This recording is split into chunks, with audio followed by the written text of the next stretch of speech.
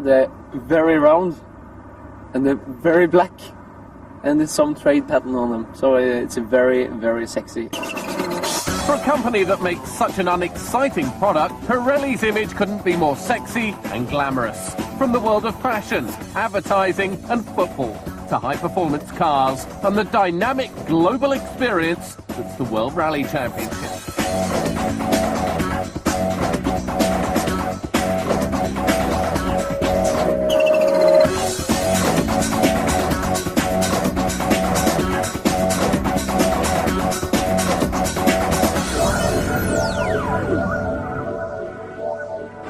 The tyre is certainly the difference between staying on the road and going off the road. It's the only point of contact that your vehicle has with the road. And often I'm asked, is the tyre the difference between winning and losing, and the tyres contribute to a winning performance. If you get the tyre choice wrong, then certainly you're going to struggle to win. When we get it right, and the car's right, the driver's right, then that's a winning combination. You have the drivers is very important. The car, you have to have the proper engine, proper suspension and everything. But still, if you take the wrong tire choice or anything, you can't go fast enough because it's too much movement. You can't get the proper traction, and it's so important with everything, you know. 2001 was an incredibly successful year for Pirelli, partnering the Ford and Subaru teams. There were wins in Argentina, Cyprus and Greece with Colin McRae in the Ford Focus, and in New Zealand with Richard Burns, who went on to take the World Driver's crown with Subaru. Pirelli is one of the big four tyre companies and have been linked with top-flight rallying for many years, and to Pirelli, it's one of the most important activities they support. And rallying is very important for us. It is important from many points of view. It is important, first of all, from a technical point of view. We are developing a lot of solutions because of rallying that then will be transferred to production tires. So technically it is very important. It is important also because we have an image, not only so a technical. Pirelli brand is very much linked to this activity. Plus, I think it is very important from a motivational point of view, because you know when we win a world championship or when we win one single race, people are really motivated to. And even if you don't win, since you have won in the past, you know how you felt then, you want to win. Rallying's important because it's great imagery. You know, it has a fantastic coverage. The television coverage is improving all the time. It also allows us to be global. It's a worldwide motorsport activity. We go all around the world, from the deserts to the snow to the sand. Yeah, it really does cover every surface in all the continent. Rallying is, together with Formula One, you know, one of the key motorsports in the world. We like rallying, partly because we've always been involved in rallying. We have a long history of success in rallying, and it's part of the DNA of Pirelli Motorsport. Pirelli's history is a history of a very young company, because we started our activities somewhere around 125 years ago. We started producing several objects. The first cable was produced more or less after 10 years. The first tire was produced in 1890. We started with bicycle tires, and then we went into car tires. Motorsport has been certainly an important result of this passion. My grandfather was actually racing in part of the Pekin-Paris. And he also raced in many of the Alps events at that time. Over 10,000 miles on virtually no roads on a marathon lasting 60 days, Prince Scipione Borghese used 16 oversized Pirelli tyres to win the 1907 Peking-Paris race and arrived in the French capital over 3 weeks ahead of his nearest rivals.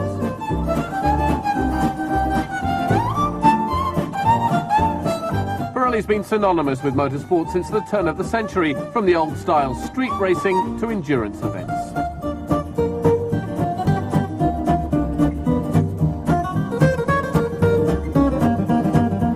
Over the years, Pirelli's also been linked to famous names in motorsport. This is a very rare footage of Enzo Ferrari changing his Pirelli tyres at a pit stop on the Targa Florio in the early 30s.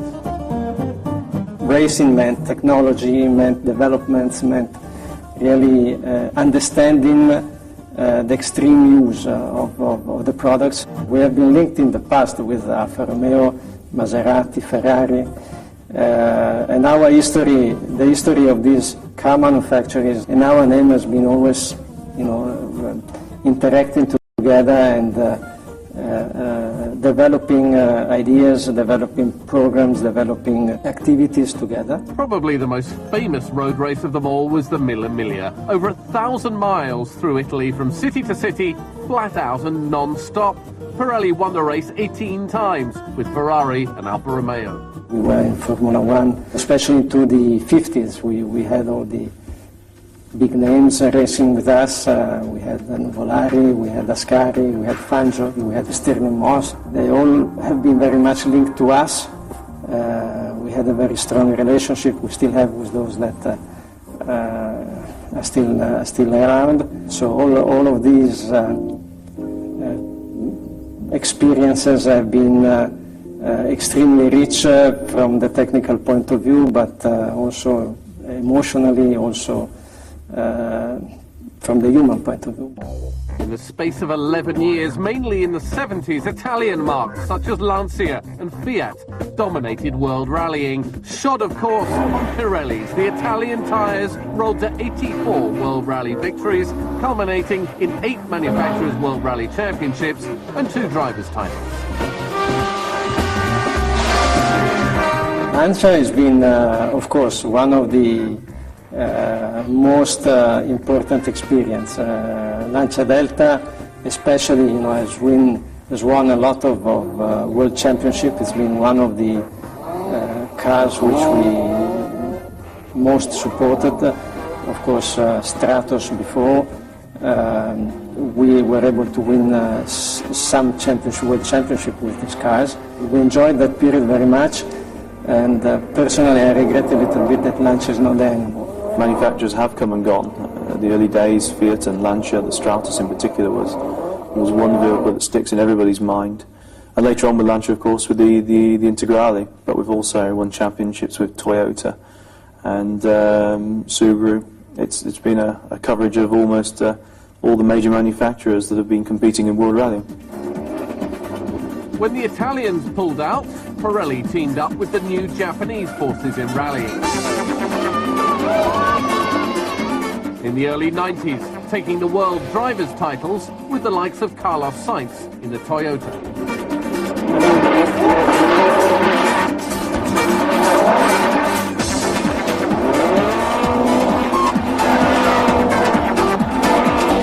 Pirelli were also on board when the new Subaru Impreza took 3 consecutive manufacturers' titles in the mid and late 90s, and when Colin McRae took the driver's crown in 1995. Yeah, Subaru, it was a very exciting period if you look back into the mid-90s there. It was great for them, obviously. They were new on the scene, they had a fantastic product, great car, and it was exciting for us to work with them. We won a lot of events, world championships. Colin McRae won his world championship at that period, and it's really grown from there. Subaru are one of the top teams, one of the 4 or 5 top teams in world rallying, and long may it last. It's almost the end of the 2001 season. There's just 1 round to go. Rally Great Britain based in Wales. Testing is one of the most crucial parts of the tyres' development, and crucial too for Subaru, the climax to the year. 50% of the test is tyres, and it's the most important thing. When you get to the event, it's too late. What you have on the event is what you've achieved up to then in your development work. So the event is one aspect, that's the show. The real work goes on many months before each event.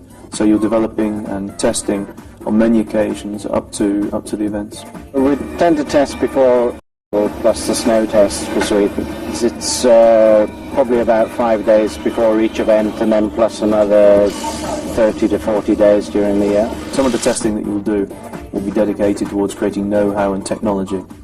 But if you're going to a specific test before an event, what the driver and the team is looking for is to make that final narrowing down of all the choices before they actually arrive at the event itself. We tried to find the best compromise for that rally that we're actually testing for, which may be gravel or tarmac, so we will try different compounds, maybe different constructions, anything new that comes from Pirelli basically, to look for more grip.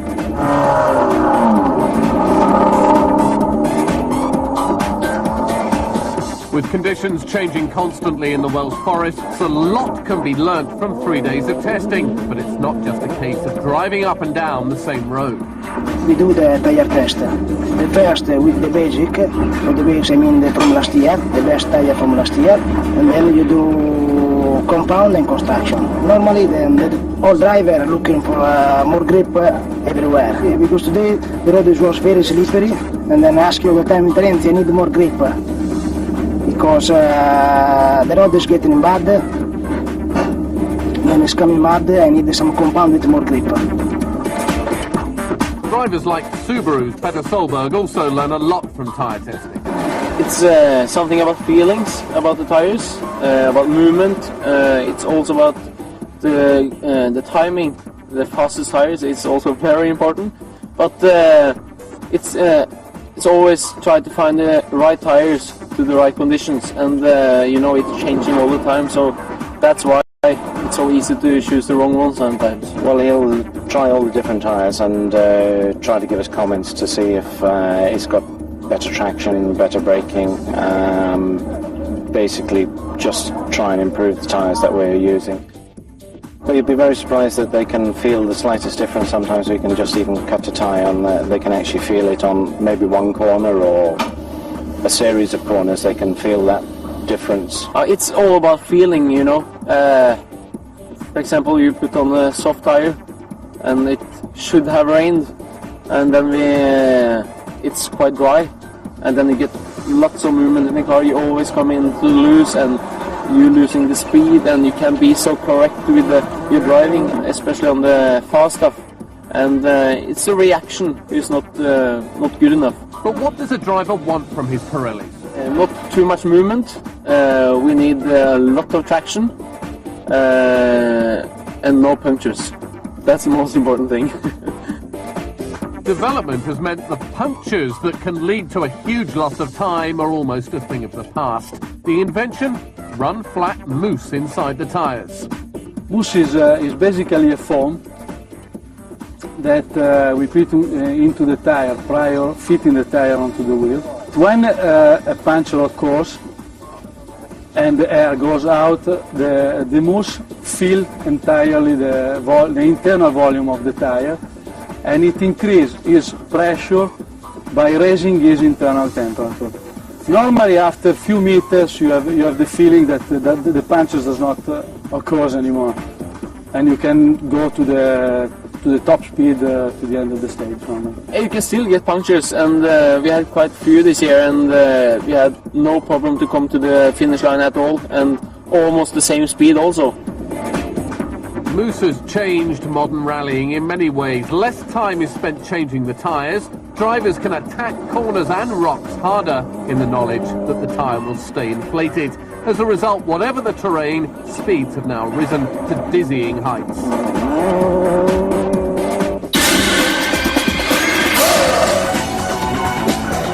Image has always been important to Pirelli. They sponsor the world-famous Inter Milan football team, and their calendar is legendary. It's not just a new thing. Advertising has been important to Pirelli for a century. And the company's not just a tyre manufacturer. Its adverts are signs of the times and creators of fashion and fame.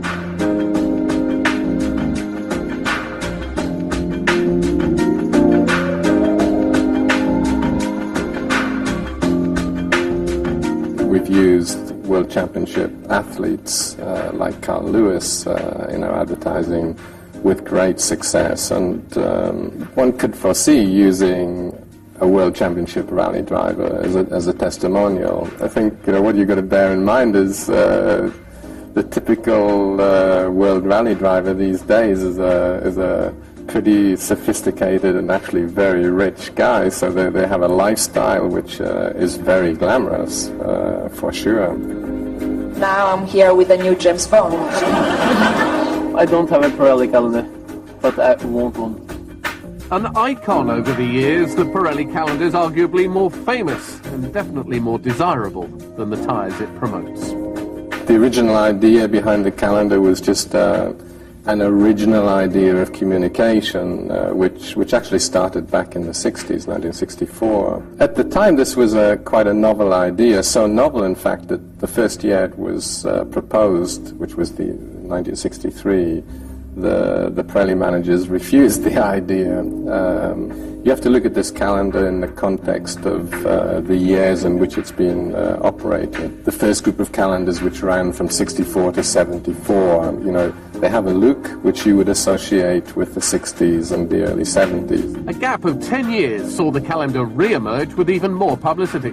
When we restarted the calendar in 84, the 80s calendars, you know, have a different look from that of the later ones, and it sort of is a mirror image of the times, of the fashion of the times, the style of the times, and it's nice to have an icon, particularly something that, you know, you can't buy, so you have to be given this this calendar.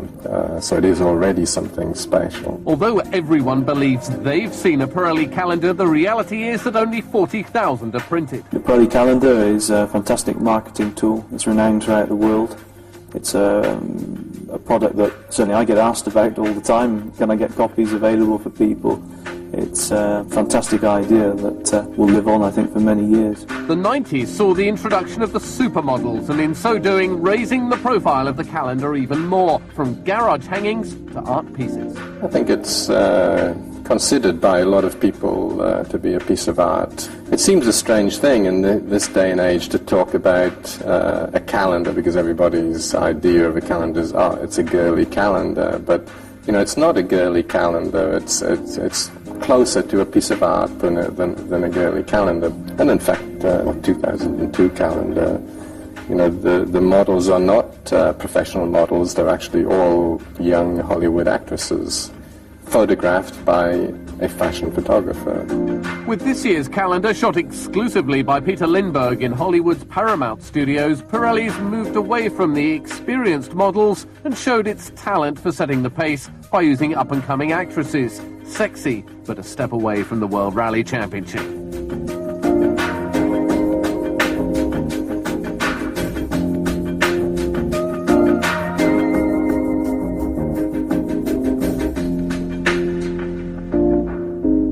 As much as he would like to be there, I don't think we'll ever see Colin McRae on a Pirelli calendar. He's not good looking enough. So. Sorry, Colin.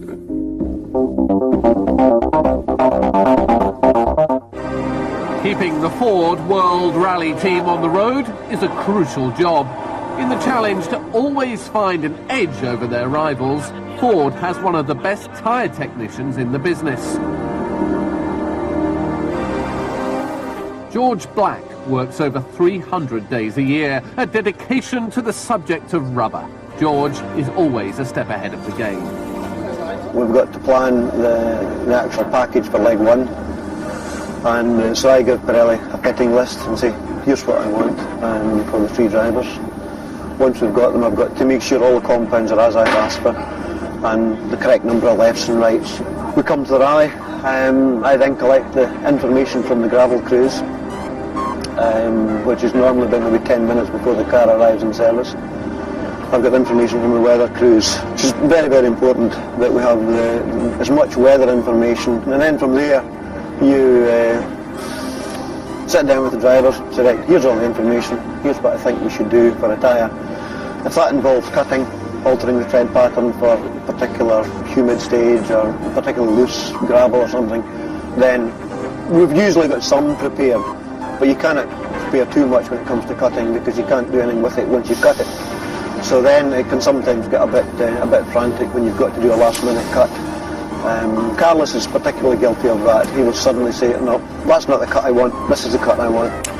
Once the cars have left the first fitment point, whatever has been used, the 15 tyres that have been used are then refitted and re-prepped. So you never really stop. I mean, even though the car's away for 2 hours, there's always work to be done.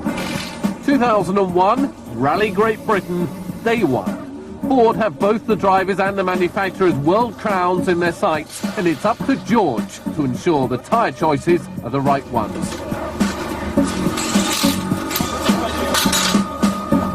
Sunrise and tyres need to be discussed, prepared and fitted for the first group of 3 stages. George never rests, constantly checking the weather and surface reports. The first group of 3 stages and McRae notches up the fastest times, but by stage 3 disaster strikes and a roll ends Collins' rally and Ford's hopes of the driver's title. The pressure's now on Carlos Sainz to keep Ford in the frame for the manufacturer's title. After checking the wear and tear of tyres on rival cars, George can now advise the stern Carlos Sainz on his tyre choice. 13 and 17. There's no length of stages there. Yeah, we can try that. We'll tell it. Run the same cut as we did last night, the super special. George is then able to guide Ford's third driver, the relatively inexperienced Mark Higgins. What did Carlos say there? Was he happy? Carlos is looking at taking an extra cut. He's going to cut the inside as well as the outside. In service, George oversees the cut Carlos and Mark want, but with only 20 minutes to do all this, time is precious.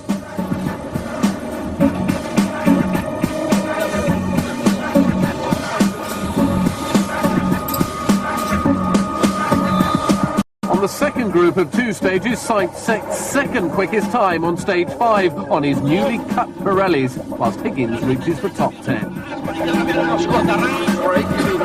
Back at service and with all the information at his fingertips, a decision for the next few stages is made. We're getting the wear. These are starting to wear down now quite quickly. And these next ones are both very long. They're also both very slippy. Like sliding on the hub. Okay, we're making progress, but not enough. We go to KM. Clive, first choice for Carlos is set 3.5, set 35 for Carlos. Okay, Mark? Yeah, I think so. I think probably, what's the thoughts for the next one? KM. Yeah, I thought so. With a cut or without a cut? No cut. No for the distance. Right. Got to do 60 Ks. Right, okay. The last group of stages, and their performance has improved so much that by the time Carlos and Mark finish the end of day 1, they're lying 5th and 7th respectively. The only tyres the drivers need now are those to get back to Cardiff for the night, and George's work for the day is done.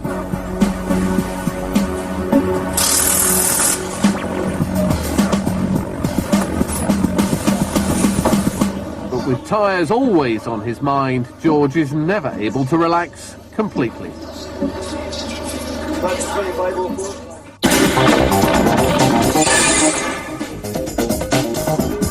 Ford eventually came second in the Manufacturers' Championship, but the 2001 World Rally Champion was Richard Burns, driving in a Subaru and driving on Pirelli tyres.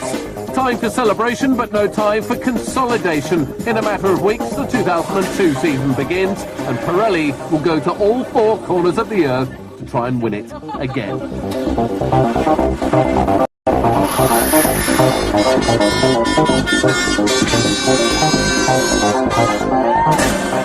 And rallying is, I think, is one of the diseases that you cannot overcome. Once you get it, and it's there. It's in your blood, and passion is certainly there. If you don't have that, things don't happen.